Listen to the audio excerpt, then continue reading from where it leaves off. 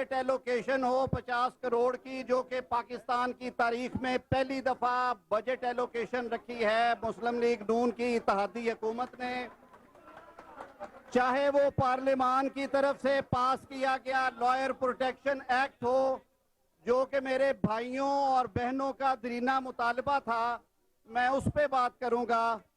लेकिन मैंने यहाँ पे आपका जज्बा और वलवला देख के ये तय किया है कि मैं अपना टाइम भी अपनी कायदे मोहतरम मरियम नवाज साहबा को पेश करता हूँ।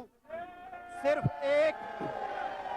एक वादा लूंगा आपसे, सिर्फ एक वादा लूं, एक वादा चौधरी, एक मियाँ तेरा वोट है, मियाँ तेरा वोट है, मियाँ तेरा वोट है।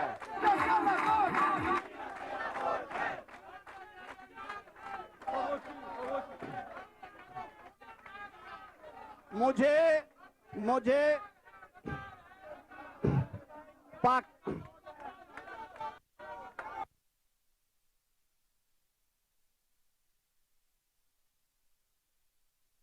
रावलपिंडी से बराह रास्त अपने मनाज़िर देख रहे हैं। वकला कन्वेंशन जारी है। वज़ीर कानून